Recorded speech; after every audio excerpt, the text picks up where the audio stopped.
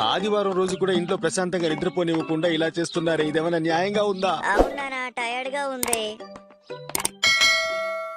మేము వచ్చేసాం. ఏం చేస్తున్నావు మిర్చి? ఏంటది చూపించండి. టకోయాకి మిషనా? ఓ, టకోయాకి పార్టీ చేయబోతున్నారా? టకోయాకి. దీని పేరు టకోయాకి మిషనే కదా మిర్చి? టకోయాకి అండ్ అహిజో మిషన్. ఇప్పుడు అహిజోని కూడా ఈ టకోయాకి మిషన్ లో చెయ్యొచ్చు, అందుకే తీశాను.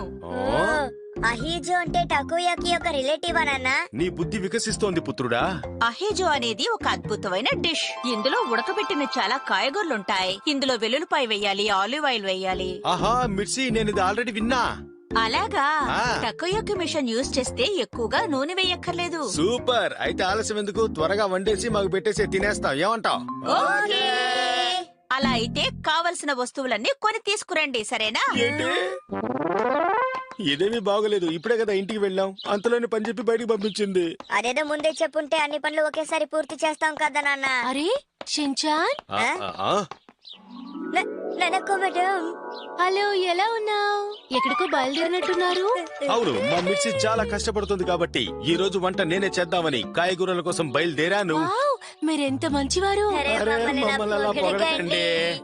ననకో మేడం, ఒక నిమిషం. ఈ రోజు నాకు ఒక ముఖ్యమైన పని ఉంది. ఓ. నేను మా ఫ్రెండ్ స్కూల్ ఫెస్టివల్ కి వెళ్తున్నాను షిన్చాన్. అమ్మో, టైం అయిపోయింది. సరే, నేను బయలుదేరుతాను. బాయ్. Okay bye. నానా, మీరు జాగ్రత్తగా బయలుదేరండి, నేను తర్వాత వస్తాను. ఓ ఏయ్, నువ్వెక్కడికి వెళ్తున్నావు షిన్చాన్? ననకు మేడం. షిన్చాన్, మొహం ఎందుకు అలా పెట్టుకున్నావు? నీకు నచ్చిన అహిజోయే కదా చేస్తున్నాను. బాగా తిని ఎంజాయ్ చెయ్యి. అలాగే. అవును, ఏంటది ఎర్రగా? అదే రెడ్ పెప్పర్. చూడ్డానికి గోరులా ఉంది.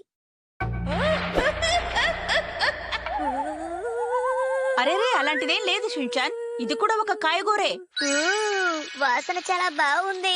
దాదాపు పూర్తయిపోయింది. ఫ్రాన్స్ లో దీన్ని ఇలాగే చేస్తారు. అది స్పానిష్ డిష్ మిర్చి, అది కూడా తెలీదా నీకు? అబ్బా, వేడిగా ఉంది.